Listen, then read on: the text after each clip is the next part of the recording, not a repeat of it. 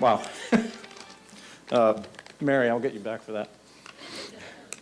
I guess my first question to everybody is, who was on my T-shirt? Very good, thank you. Yeah, I was very proud.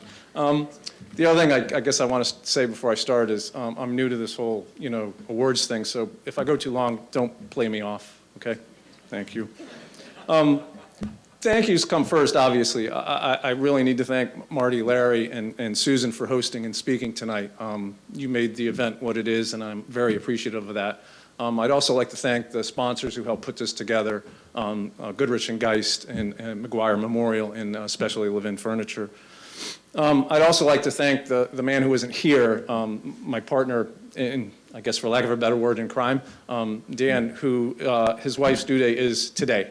So they are, I texted him, didn't get anything back, so I'm assuming everything's good. I guess no news is good news. So if I get anything while I'm talking, if I feel a vibration, I'll let you know. Lastly, I'd like to thank my wife of over 32 years for putting up with me for that long.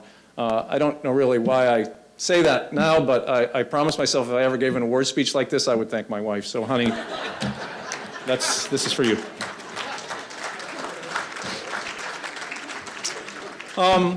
Yeah, I kind of figured that I would be asked to speak tonight. So Amy, when we were texting back and forth this morning about, I have a son who is, he's only 17. Well, sorry, he'll be 17 in 2 days. So he's sitting right there. So if you want to go tell him happy birthday at some point tonight, he would love it. He would just love it.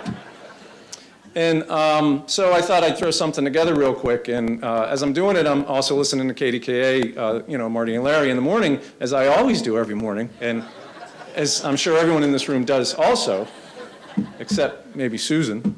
And I was, as I'm listening, I caught Susan's interview in the morning, and as she was relaying the story that she just went into more detail tonight. And as I'm listening to her interview with Larry and Marty, she said something that struck me, and it struck me because of its simplicity. She said, when they asked her, about heroes and why you did what you did and why those medical students did what they did, and she just simply said, it's what we do. And by the we, I assume she means, humans. She simply said, it's what we do. We help each other. And, it just, again, I thought, she's right. We do help each other. We help each other. We help people trying to get out of poverty in Carnegie, like Miss Jackie does. We help those struggling with drug addiction in Hampton Township, like Tina Flowers does in the Flowers family, and they continue to give Spencer a voice. We help people who are desperately trying to escape an apartment fire, like Fallon did that day, night down in Bentleyville. And we also help, boys become fine, upstanding young men, like Coach Green does out at Westinghouse. And we also help those who are in cardiac arrest, like those two medical students did for Susan, and how she returned the favor. Well, I guess it was more than a favor. He probably thought of it more so than a favor, that she returned the favor when she could later in life.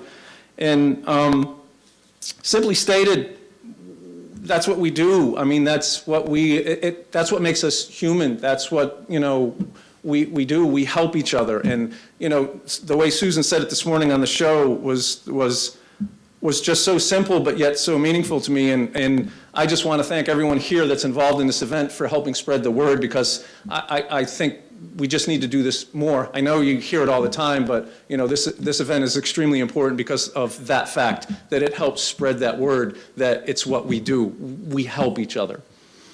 So Mary, I said I'd get you back, so here we go. I just want to say a few words about Mary.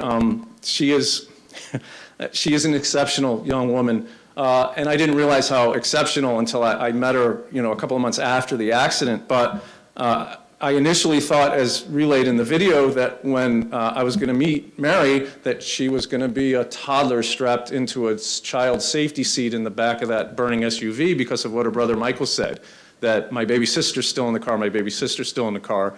And lo and behold, when I opened that SUV door, which I'm amazed it opened to begin with, because if you've ever witnessed an accident or been part of an accident, car doors don't open after accidents. This one did. I was literally, but the car door opened and I looked down in the vehicle and there's Mary's face staring back up at me.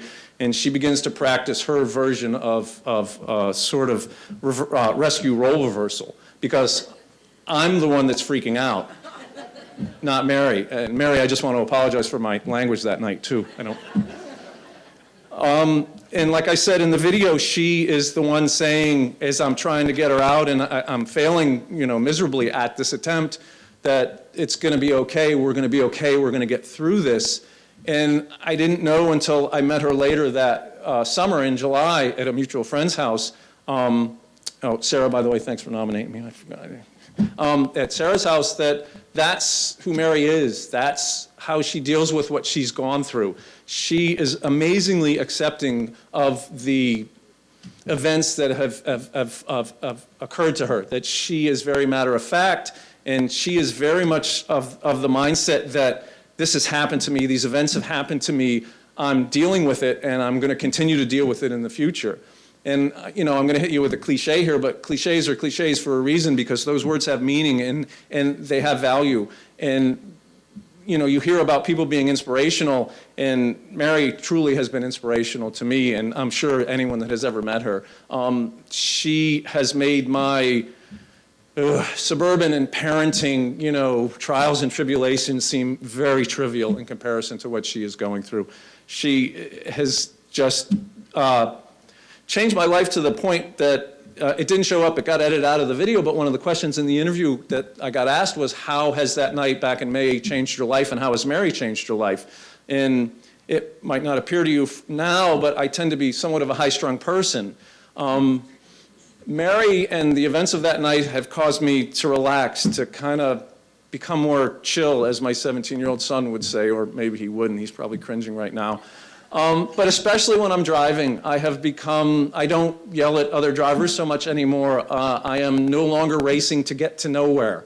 I have become just a calmer person. And I think the big part of that is, I keep coming back to Mary telling me as I'm freaking out, it's going to be okay, it's going to be all right, we're going to get through this, we're going to get out of this. So, just let me close by saying I also would like to thank those responsible for the kind donation that you are going to make to the Miracles for Mary Fund in my name and Dan's name. You are wonderful people, and I would just like to also thank you for making the donations from the other awardees tonight. That the donations and the money are going to go a long way to help further these causes that we've talked about tonight. So the other thing I was struggling with too, with closing tonight, I had a bit of writer's block, and I was gonna close with a line from the David Bowie song, obviously from the Blondie t-shirt, I'm big into classical music, and David Bowie has a song called Heroes, and I don't know if you know it, but there's a line in that song that says, we could be heroes just for one day. And that's how I kind of looked at that event. I kind of look at that as that's what Dan and I were, at least for one day, the rest of my life might not be what it was, but at least for that one day we were heroes.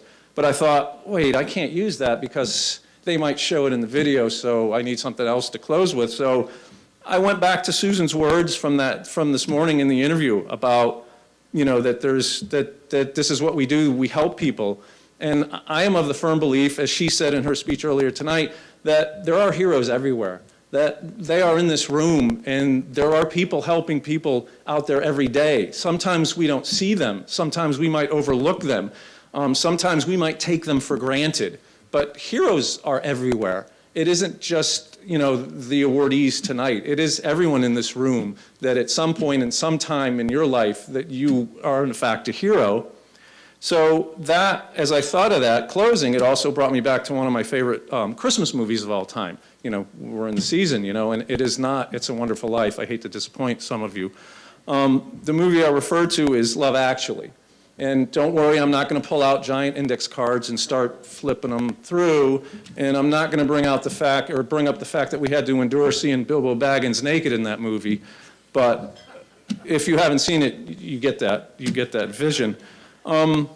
I'm just referring to the opening monologue from that movie in which Hugh Grant, the famous British actor, in case you didn't notice that I was born over there, so I kind of feel an affinity to him. I've never met him, but in the opening monologue, he says one sentence in there that kind of made me think of what I was just talking about.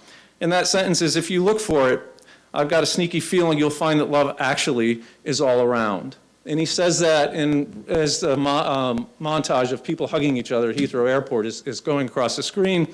And I thought tonight I just wanted to tweak that sentence and say, you know, if you look for them, I've got a sneaky feeling you'll find that heroes actually are all around. And the people in this room have proven that tonight.